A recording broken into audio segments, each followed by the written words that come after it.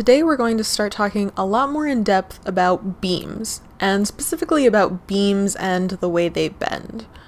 Right, so we've talked about axial load, and our axial load is when we had some member that was loaded longitudinally, right? It was loaded axially on the ends here.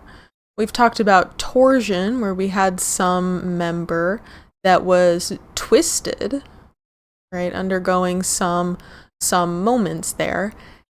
And now when we talk about beams, we're going to talk about members that are loaded perpendicularly to their longitudinal axis, right?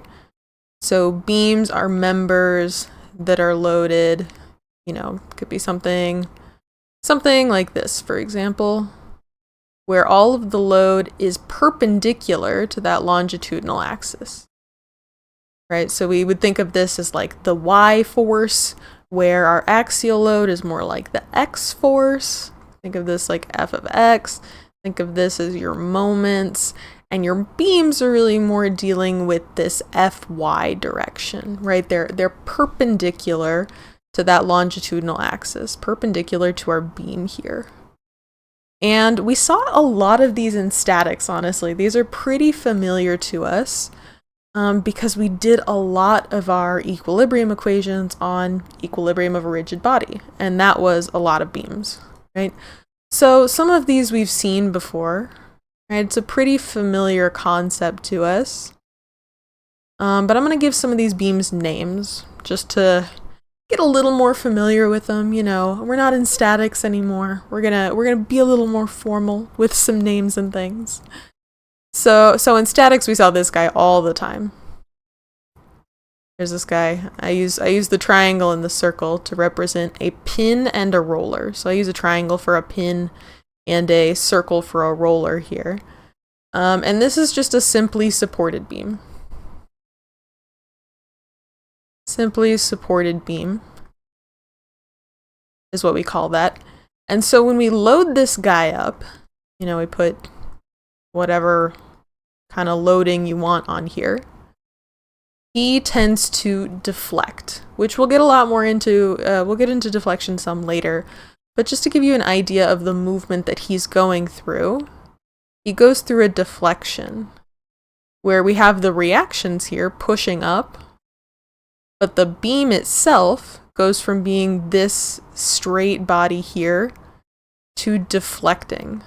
So this is really the main difference between how we talk about this in statics and how we're going to talk about this in strength of materials, is that before we were dealing with rigid bodies. We were saying it was not moving or deflecting whatsoever. Now we're saying when we take that body and we try to move it, it's going to have some wiggle. It's going to move up and down. It deflects. So here it kind of pulls down in the center, right? Like having all your friends sit on top of a trampoline, you get that pooling in the center there, where it deflects downwards. We'll also see a lot of these cantilevered beams. So these are beams that are fixed on one end. So here I have one end attached to a wall, and the other end is just hanging out. We call this cantilevered, which if you're ever fortunate enough to take like a Chicago boat tour around the river, something like that, which I highly recommend. Like a Chicago architecture tour on the boat on the river is a really cool thing. They love to point out these cantilevered buildings, which are basically, if you ever see a building and you're like, oh, that section of the building isn't supported by anything, it's kind of just like floating off into space. That's cantilevered, right? It has no direct support under it on this side. It's just attached to this side here. And the way that this guy deflects is he's attached to the wall, but as he gets loaded, he slopes downwards, right? Which kind of makes sense. There's nothing supporting him over here on this right side. There's only that support on the left. So his deflection happens just on that one side. And then the other beam we see pretty commonly is what we call an overhanging beam.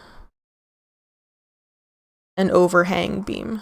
So it looks a lot like a simply supported beam, but instead of being supported on each end, now we have this section over here on the left that's just floating out in free space. So it's kind of like a hybrid between the two.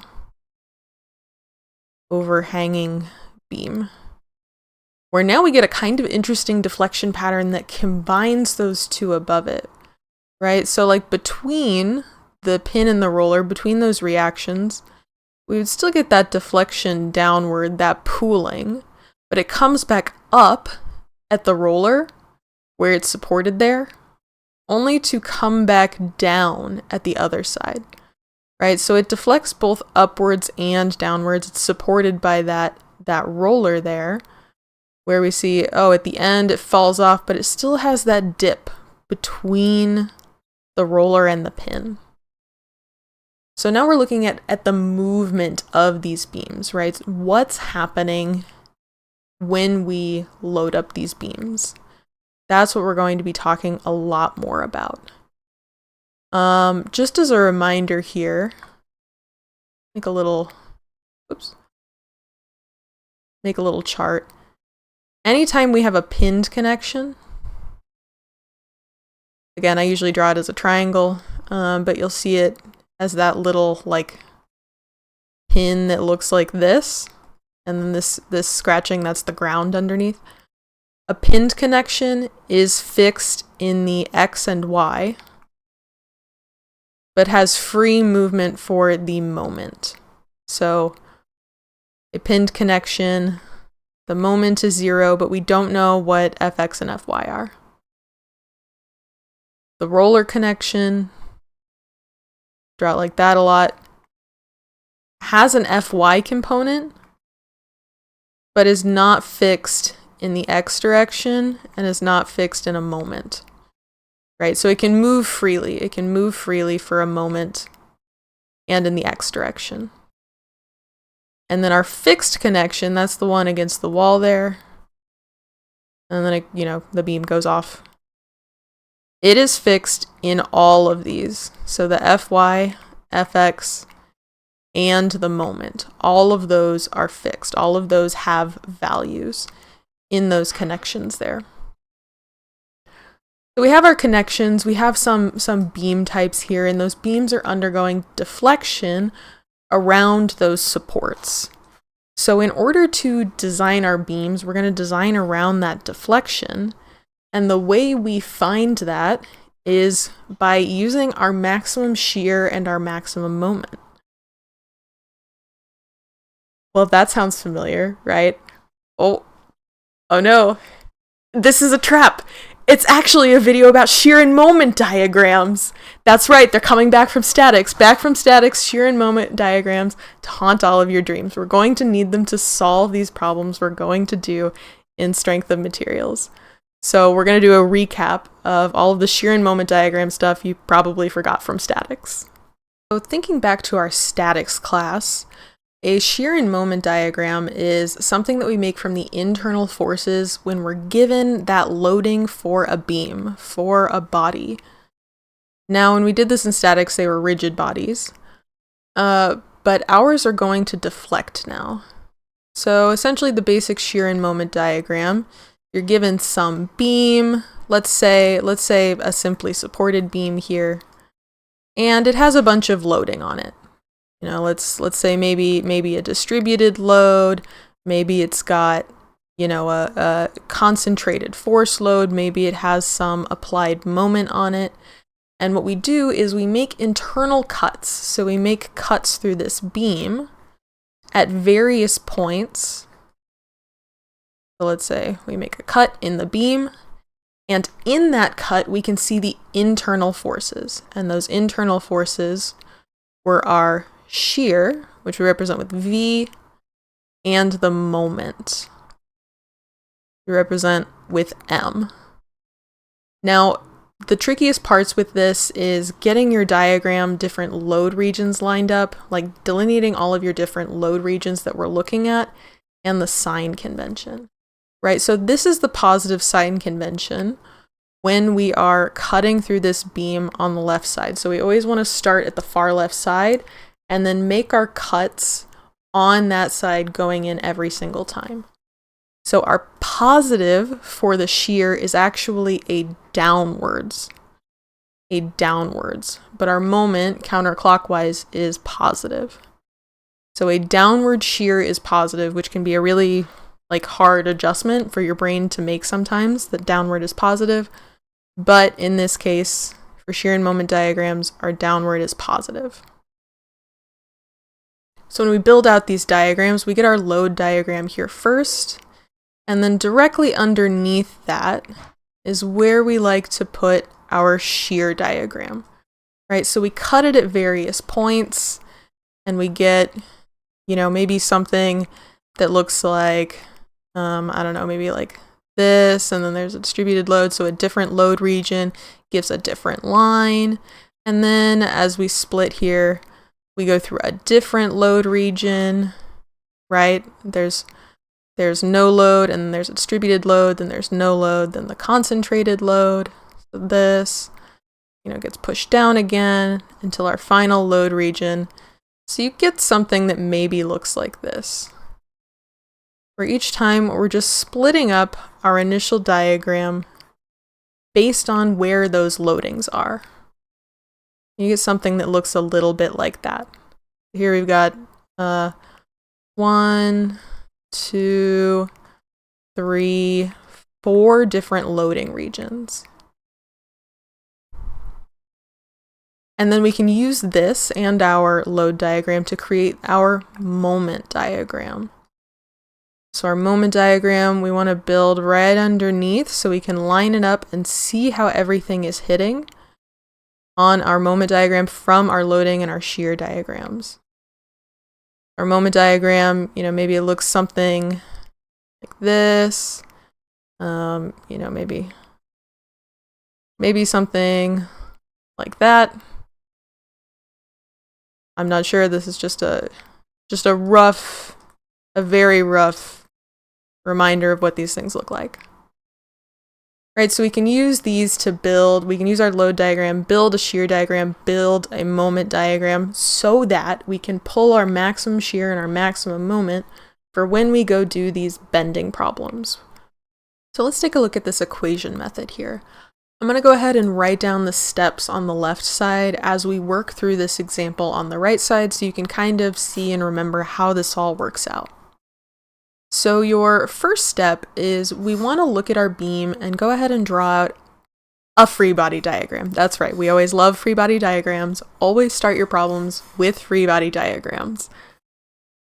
And we're going to want to solve for those support reactions. That's the purpose of our free body diagram in this case.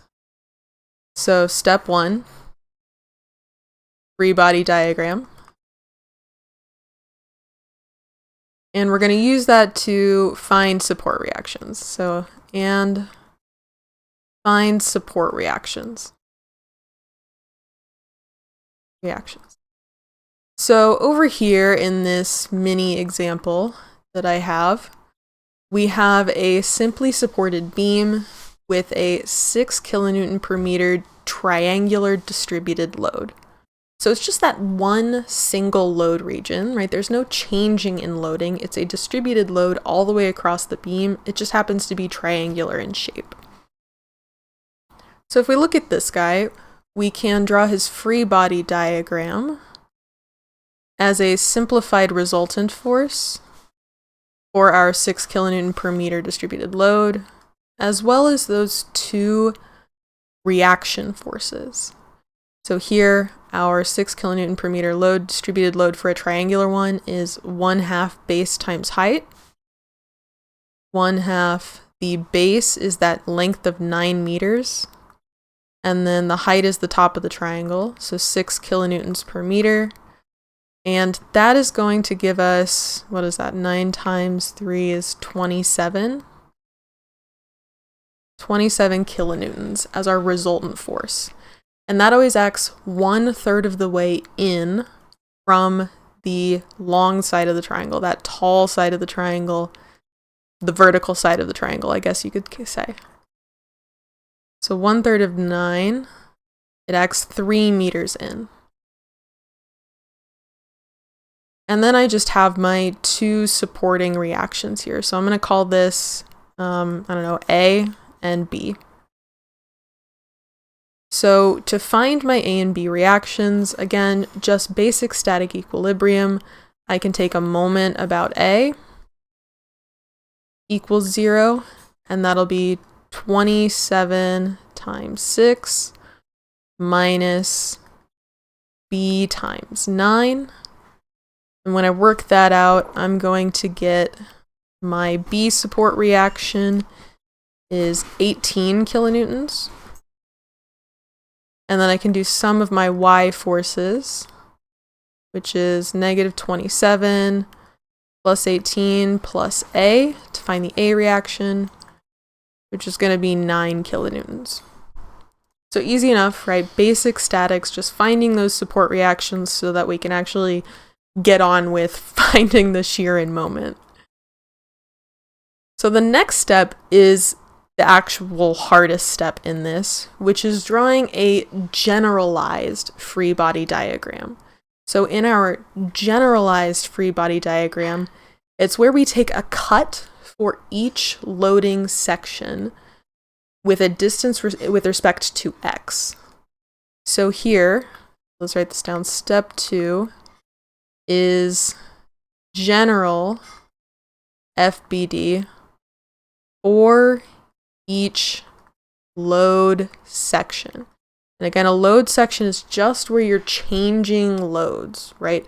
Where you're going from a distributed load to a concentrated force, or no loading at all, even, to a concentrated force. So any of those changes that occur, that would be a change in our load section. So find how many load sections you have. In this case, it's 1.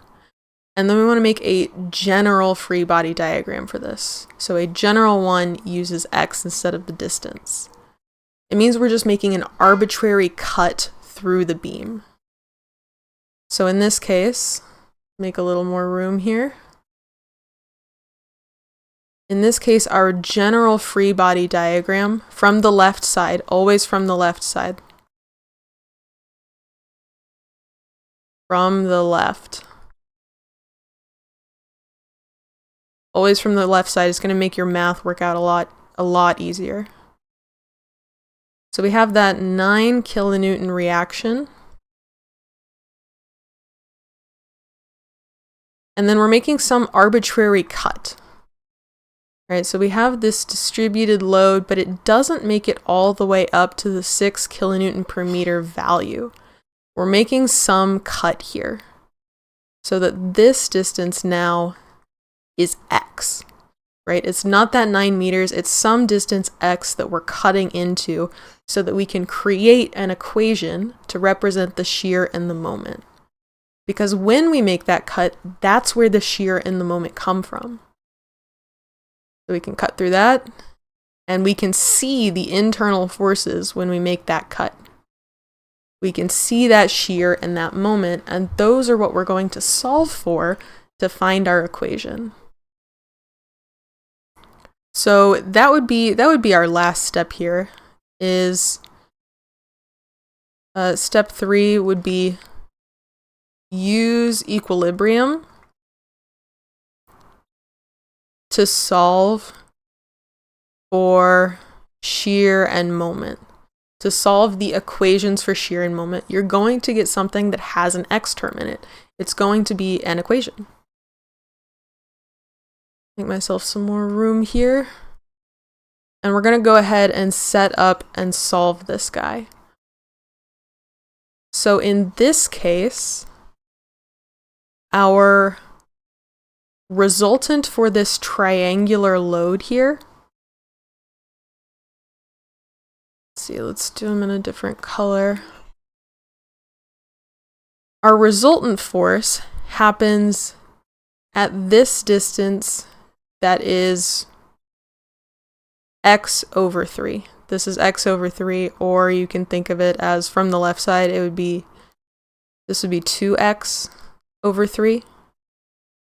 Because it's acting 1/3 of the way in from the vertical side of that triangle there. So this distance here is x over 3. And we're going to set it up with our equilibrium equations just like we would a regular statics problem. So our sum of y forces is what gives us our shear equation. So that's going to be our 9 kilonewtons. And then we're going to have this resultant force here, as well as adding on that shear. Or subtracting out that shear, it's in the negative y direction. For this, you do use the negative v direction as you're summing in equilibrium, which I know makes it even more confusing, but it makes the equations work out correctly. So plus 9 minus v, we just need to get a term for this resultant force here.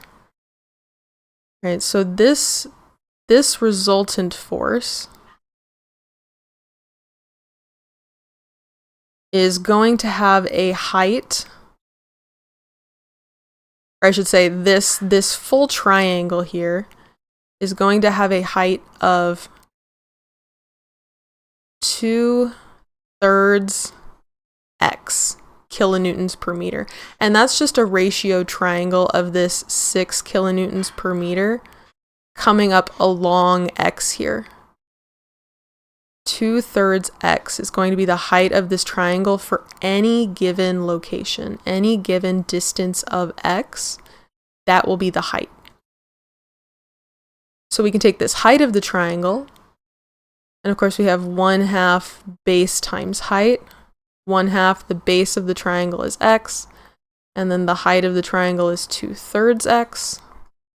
So what we end up with is 1/3 x squared as the resultant force hitting right here. So 1/3 x squared is the y force. 1/3 x squared. Now we can rearrange this equation to solve for shear.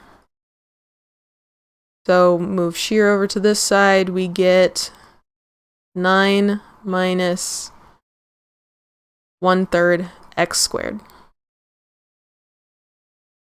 And that would be our equation for our shear that we can use to make our diagram. And then we go through the same process with the moment. So sum of our moments is 0. And we're taking our moment about the cut here, right? We don't want to include our moment, or we don't want to include our shear in our moment calculation.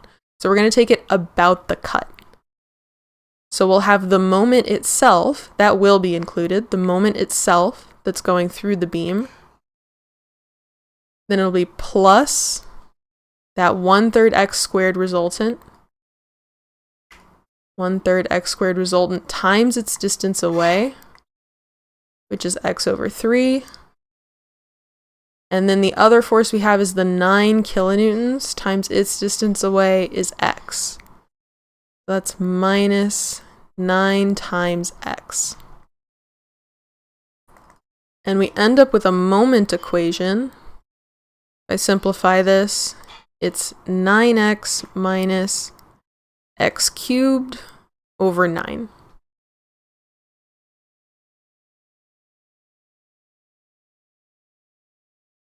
So now essentially the very, very last step, if we wanted to add one more step into our little sidebar of steps over here, is step 4 is plot them. So now we have two equations. We can go ahead and plot those shear and moment diagrams. So in this case, our shear diagram, if we plot this, it goes from 0 to 9. Again, you can plot it on a graphing calculator, or you can just plug in some numbers on that interval, like you could do 0, 3, 6, 9. Just plug those values into the equation here to figure out what this plot is. So we plot V on the side here, V is in kilonewtons, and then our x-axis is the long axis. And it's going to be a parabolic function, right? It's a quadratic equation. So it's going to look something like this.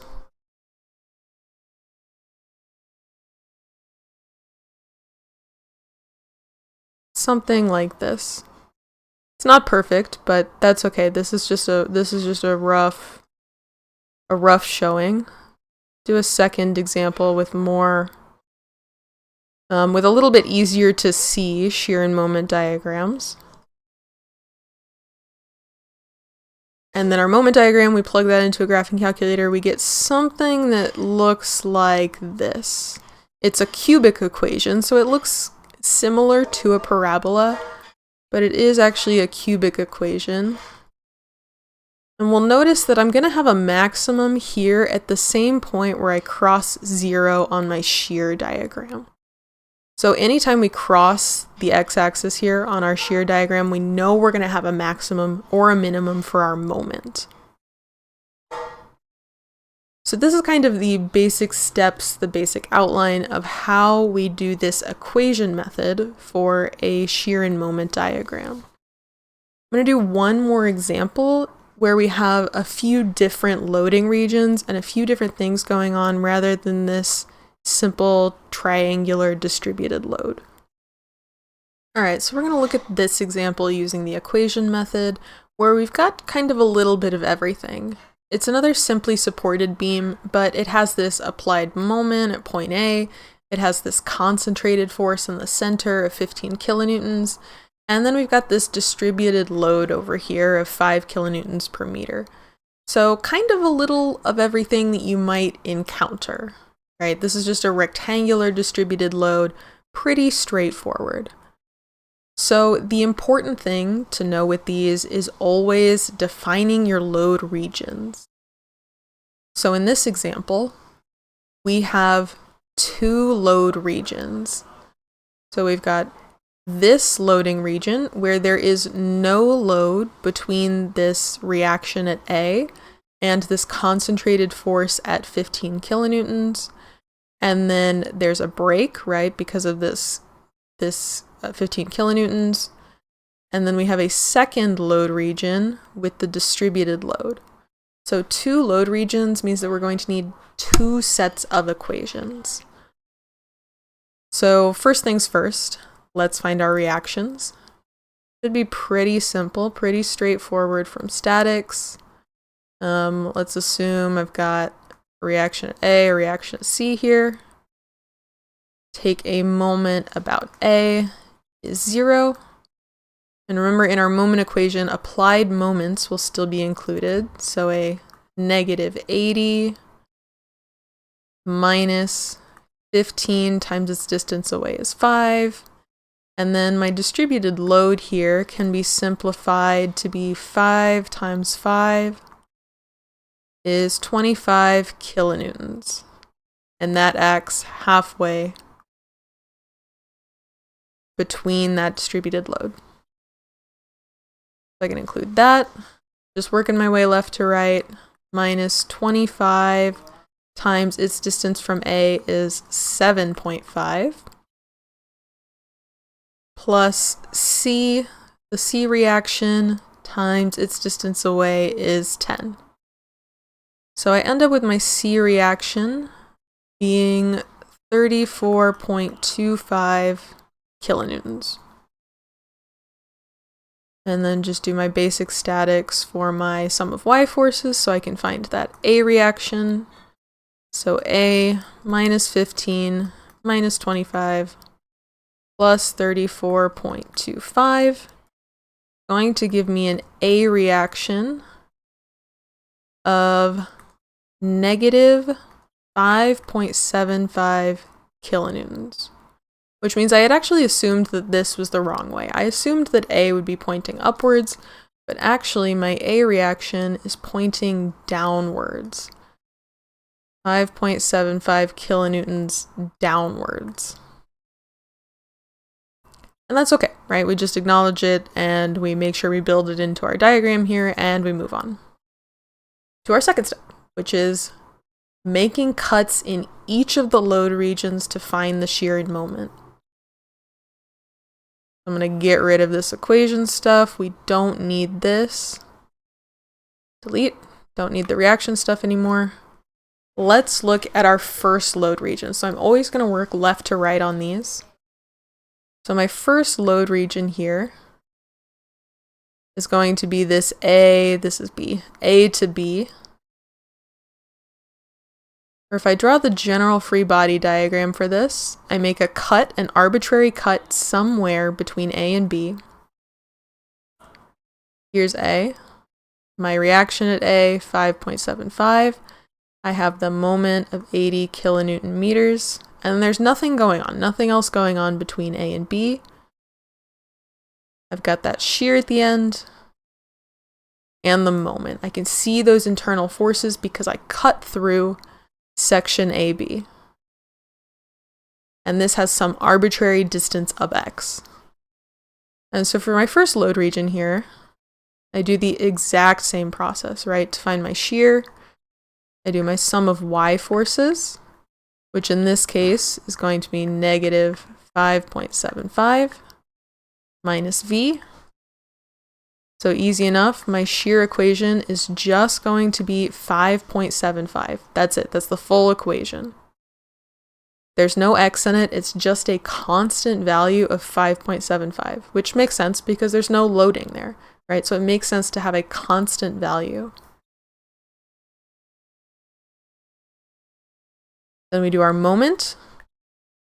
We put our moment in there, and then we put our applied moment, gets included in this moment equation, negative 80. And then don't forget that A force, he's still in there too. 5.75 times his distance away from where we're taking this moment at, which is at the cut. So that's x. And solving that equation, we're just going to get negative 5.75x plus 80.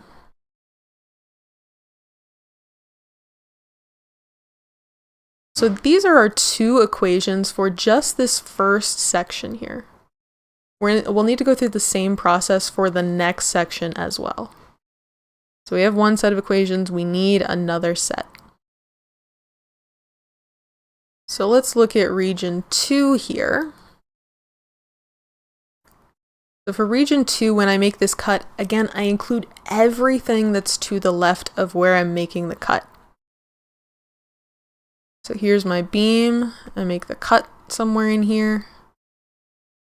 It includes A, 5.75, the 80 kilonewton per meter, and then it dips into section BC, right? That's the section I'm interested in. So it includes all of this stuff, and then includes this stuff in section BC. So it'll have that 15 kilonewton applied force, and then it's cutting through the distributed load, which thankfully this time just has a constant height, 5 kilonewtons per meter. And then of course there's the shear, internal shear, and internal moment. Where now, keep in mind, when we make this cut, this entire distance here to the cut is x. That entire distance. We're still plotting on the same plot that we're plotting these equations on. It's just in a different section.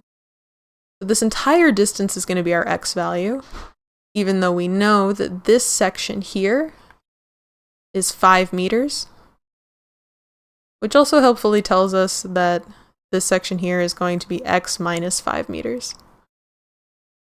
All right, so this would be our free body diagram for the second section. And we can use this with our equilibrium equations to find the shear and moment equation. So sum of y forces is 0. I'm going to just look at it left to right. It's just easiest that way. Negative 5.75. Our moment, a concentrated moment, is not included in your forces. So 5.75 minus 15 minus, now we need a resultant force for this distributed load to be included here. Right, it's going to hit halfway between here. So the resultant for a rectangular distributed load is base times height. So the base is x minus 5, and the height is 5 kilonewtons per meter. So 5 times x minus 5. That's this resultant force. So minus 5 times x minus 5. And finally, minus our shear. Right, those are all of our y components in this setup. So that gives me a shear equation of, if I simplify all that out, negative 5x plus 4.25. Just for the second section.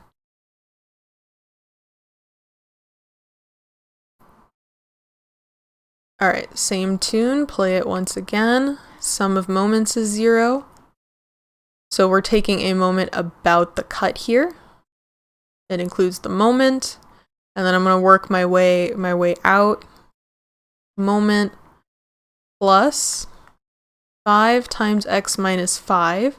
That's the force here times its distance away. Remember, it's going to be half of this distance. It hits halfway between that rectangular force. So this distance is x minus 5, so half of that is x minus 5 over 2. And then we move it on down the line. Say plus 15 times its distance away is x minus 5. Include that applied moment, so that's minus 80. And then that very last reaction force, don't forget about him, is plus 5.75x. So like a lot more stuff going on in the moment equation here. But he can be simplified down too. He just might take a couple extra steps. But if we simplify him down, I get a moment equation of 92.5 plus 4.25x minus 2.5x squared. And that'll be our moment equation for that second load section. So it's okay that these equations are different from each other for the different load sections, right? We have a quadratic here versus a linear versus a constant. That's totally okay. They only apply to their own sections. So we can use each of these to go ahead and draw out those shear and moment diagrams. So let's do that. Do I want to do it on the side? I think I'll do it on the side, maybe. I'm gonna remove these guys, I think. Whoops, didn't mean to do that. Delete that. Yeah, I think we'll put him over on the side. Maybe we'll take this guy with us. All right, let's take this guy. Shrink him down a little and put him over here. Okay, let's build our shear and moment diagrams down underneath this guy. All right, so it makes it easiest if we draw right beneath, directly beneath our load diagram. So we can use the same x points, the same x values here. So that was just the equation calculation. The important part is drawing your diagram so we can find our max and min. So here I'm going to draw my shear diagram, where my shear is in units of kilonewtons, and then my x is in meters, and I have the two load regions. I'm going to make a little line just so I know that I've got my two load regions here, two different equations that I'm using. So my first region, shear equals 5.75, or negative 5.75. That's all it is, right? It's just a straight line with a value of negative 5.75. That's it. That's it for region 1. And then we look at our second shear equation for our second region. So negative 5 plus 4.25. And if we go ahead and plug in 5 into this equation, we're going to see that it drops down substantially to negative 20.75. Right, just plugging 5 into x here. And we can keep plugging in values of x to get this full plot. But I know that since this is a linear equation, really, I only need the first value and the last value, and I can draw a straight line in between them. So if I plug in 10, right, for the full distance here, the full distance here is 10 meters. I plug that in, I get a value of negative 34.25. So that's, you know, at the very end, negative 34.25. And then I can just connect those dots. So it's linear, boop, right there. And then we close it off on the ends. So it's this area between our x and this negative 34.5, this linear area here. That completes our shear diagram. From this, we can go ahead and move on down, build on down to our moment diagram.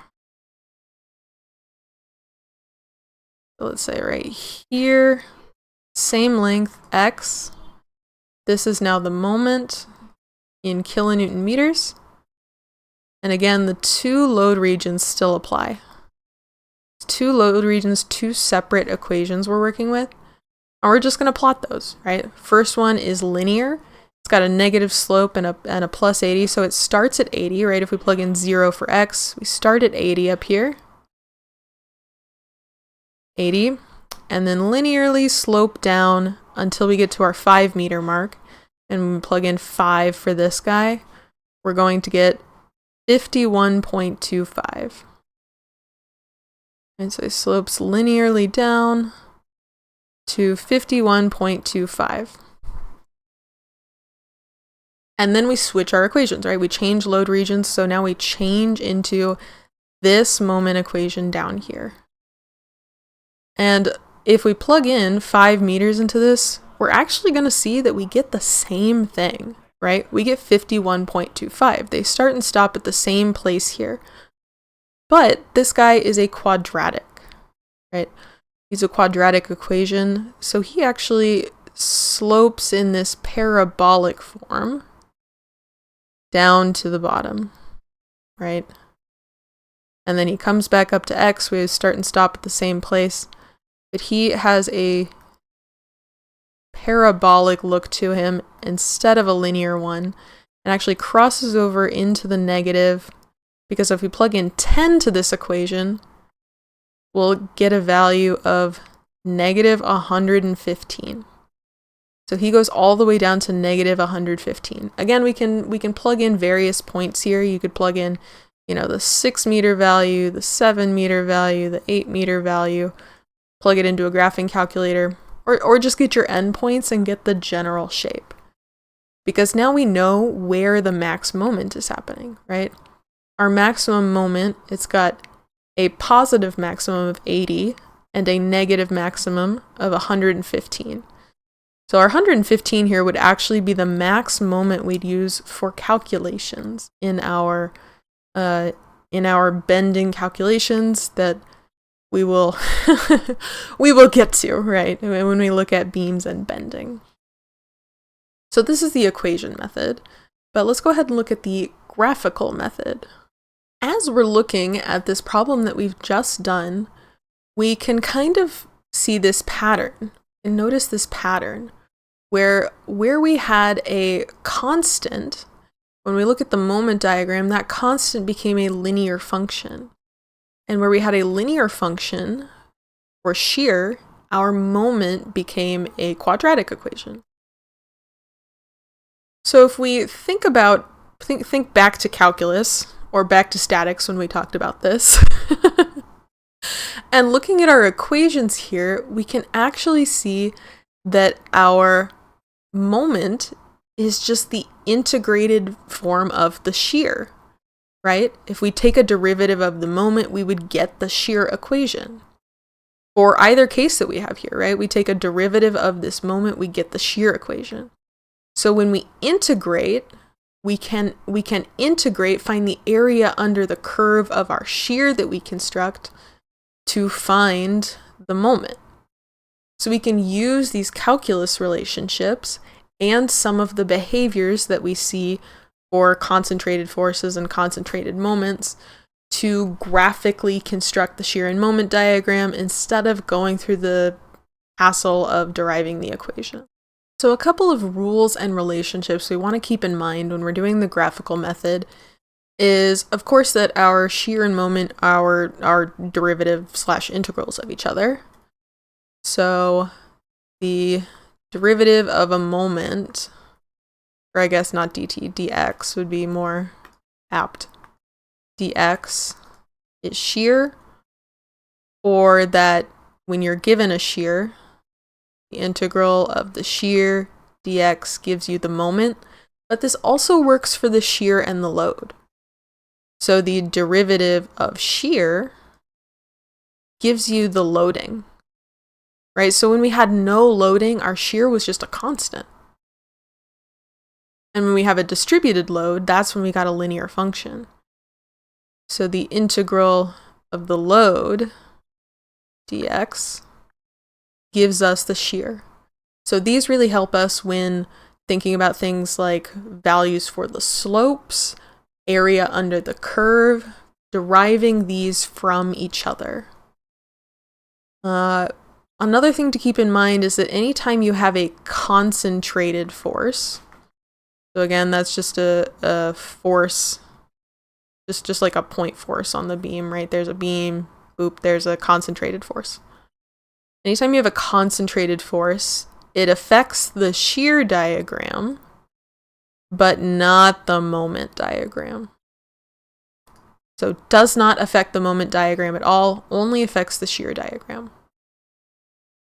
And similarly, when you have just a concentrated moment, so say you have some moment there on the end, some applied moment, it does not affect your shear diagram, it only impacts the moment diagram. And then lastly, the important thing to note is when you have these concentrated forces or applied moments, concentrated forces down is positive. For a moment, counterclockwise is positive. So if we keep all of these rules that we've got on screen here in mind, we should be able to build successful shear and moment diagrams really just by looking at them, right? Not having to do a bunch of math or a bunch of equation solving, but we can figure it out by looking at them. So let's take a look at an example of how we approach that. Let's take a look at this example of an overhanging beam this time that's only got one distributed load on it. This one little distributed load, we still have to go through the same process of finding our reactions. Right, so our reactions are going to be here, let's call this B, let's call this guy A. We could solve for our reactions first. We need them before we can construct a shear and moment diagram. We can also simplify this distributed load here. Dx in the center, so that's 1 meter. And it's a rectangular distributed load, so 4 kilonewtons per meter times 2 meters gives us 8 kilonewtons. Right, actually no concentrated moments or applied moments, concentrated forces, just this distributed load and this big swath of no loading. So it's important to note that, well, these reactions do count as concentrated forces, but it's important to note we've got 2 load regions here, right? The no loading and the distributed loading. So we're going to need these reactions because they will act like concentrated forces, but there is no moment here.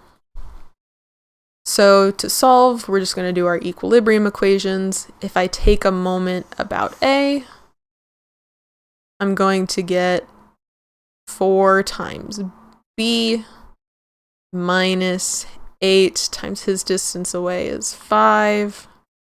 So that's going to give me B is 10 kilonewtons upwards. And then if I do my summation of y forces, that's going to be 10 minus 8 plus A means that this is actually going to be a -2. So I drew him the wrong way again. He's actually pulling down. He's holding this guy down. A is -2 kilonewtons.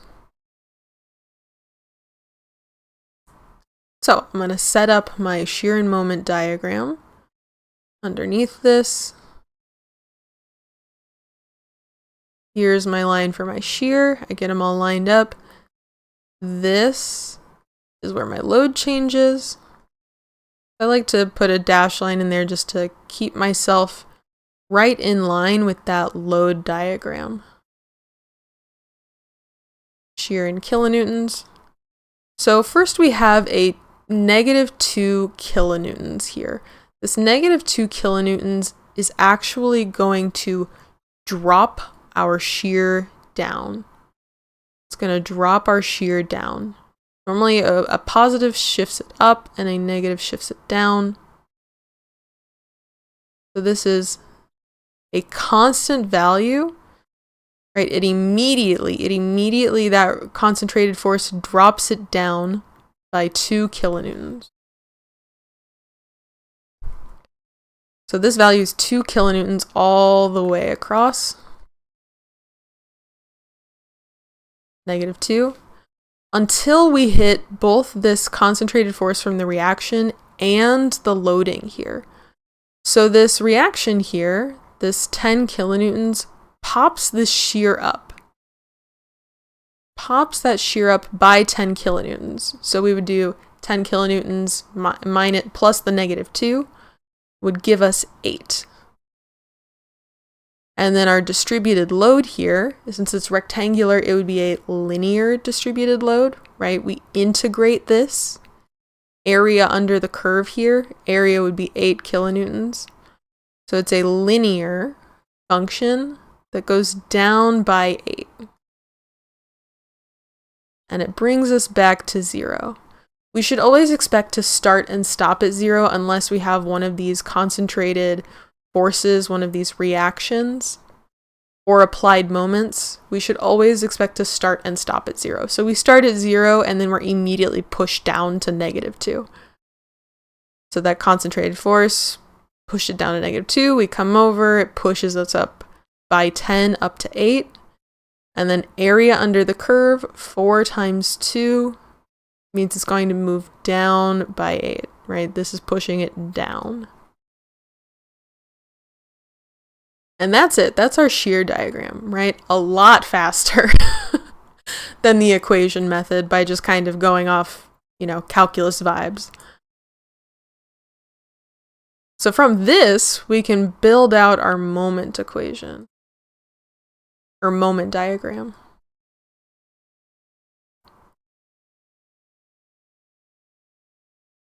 There's my X.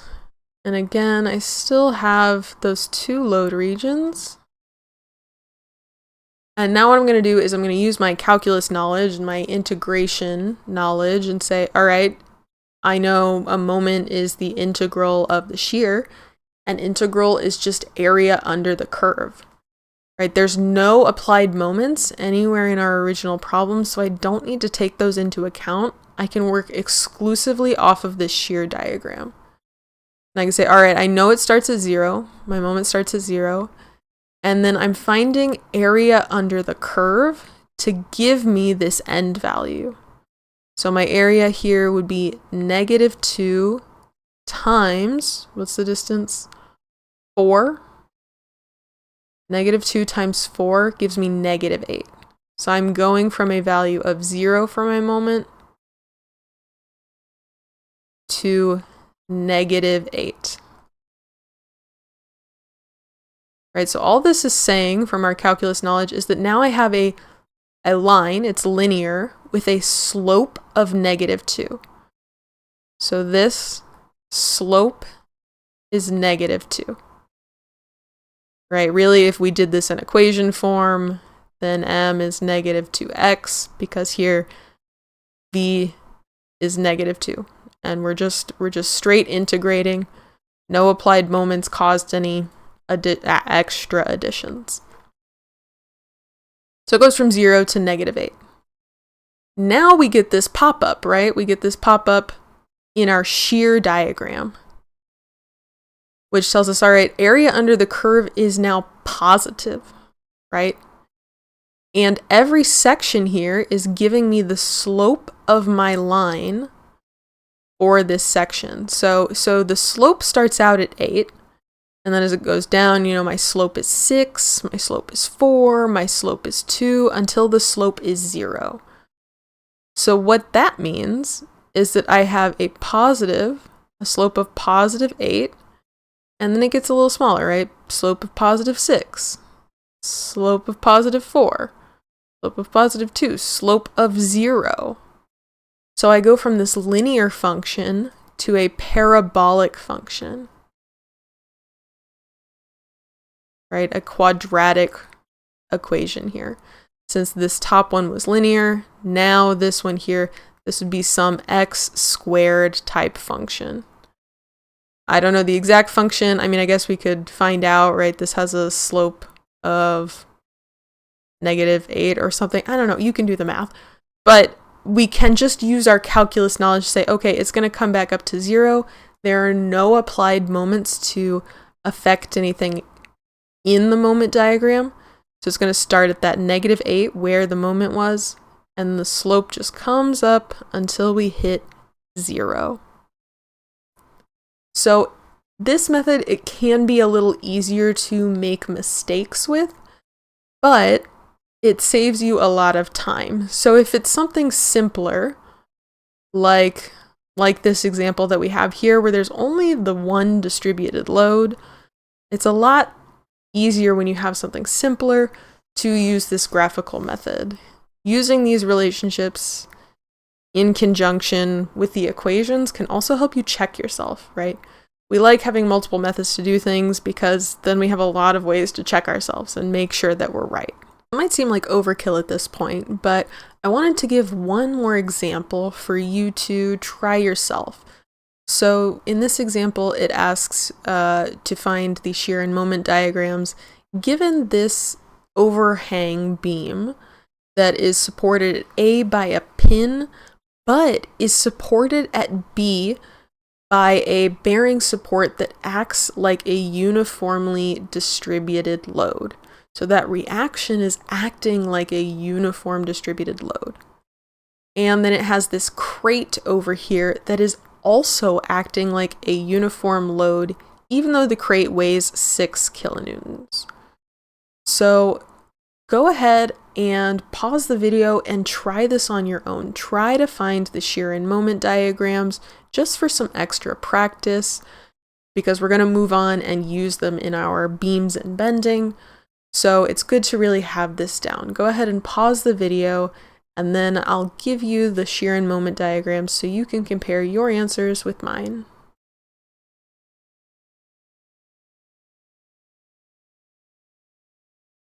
Right, so here's our final answer. And really the key with this one is recognizing that you have 1, 2, 3, 4 different load regions here, right? That distributed load for the crate and for the support at B each become their own load regions, and then there's 2 areas of non-loading. So for our first one, our reaction is a negative 4 kilonewtons, so it knocks it down to negative 4. That's constant until we get our distributed load at that support B, which is a positive 20 kilonewtons per meter over that half meter.